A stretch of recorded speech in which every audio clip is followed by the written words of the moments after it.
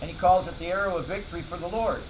Well, then he tells him to take and slam the arrows down on the ground. Well, he only did it 3 times, and he said you should have done it more because that was victory. You would have victory. You would keep striking the Syrians till they were done. Well, right shortly after that, they did strike the Syrians. Anyway, Hazael finally was killed. He was used as an article of judgment against Israel's sin, and then he was done. And it goes right back to what the Lord spoke to Elijah. Whoever escapes this will face this. If you escape that, you will face this. And it went boom, boom, boom. And the reason I had to tell all that, it had good stuff in it about commission. What are you here to do? Are you commissioned? Boom. Because God hands it out. It ain't like church says. It can happen right here. I mean, I've seen Lanny do stuff like that. I've done stuff like that. But my point was, this is what I'm starting to see in America. And here we go back to the monsters and the terror of God. If you escape this, you get to face that. And if you escape that, you get to face this. Because God is after sin. He wants to. And this thing is going to be like Ahab. It's going to keep chasing. You're not getting away if you've got sin. If you're unrepentant, it's going to follow you. Fire is going to chase you. Guess what happened in Greece? Will you hear me now? Will you hear me now? And that's what my prophet friend in North Carolina was saying. He says when you discipline a child, you start off easy, and as it keeps going, it steps up the discipline to hopefully bring some obedience, and eventually it will lead to the destruction. Because you'll either get tired of it, in our society we get tired of them and turn them loose, and then they're running. And I got my own son that way. He's 35 now. Let him go. And that's where we're at.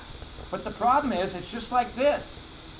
I don't have, I'm going to be blunt, I don't have the word of the Lord on that, about if you survive this is coming, but I'm watching, and I'm seeing it. And that's why that scripture jumped out at me.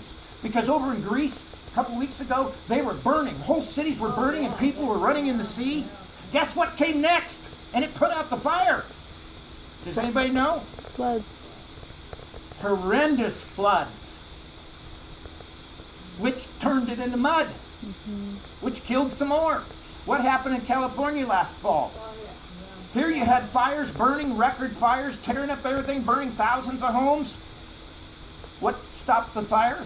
The rain. Freeways filled up this deep. Mud, trees, debris, and water, miles of freeway. Miles of roads wiped out. Houses that had survived the fire now got washed off the hill. There is that pattern. Oh, but you're teaching out of the old book. I'm teaching out of the book. For whom who has ears to hear. And that's what I'm saying right now. If you survive this, you get to face this. Last year, a year ago, I would put up a post on my Facebook page of a very demonic looking train. I think I showed it in here. And that was, I was looking for a picture of evil.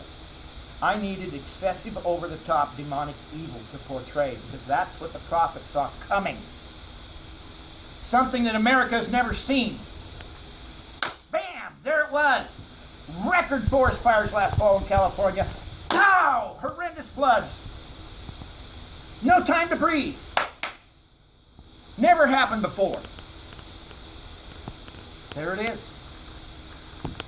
Now, that's what I'm seeing. That's what I'm seeing going on now. That's what I'm seeing going on in Reading. And I'm going to say this statement. I'm not bashful. God is using Reading, but not for the purpose the prophets are saying. He's going to make an example out of them. Because something else is coming. It's coming.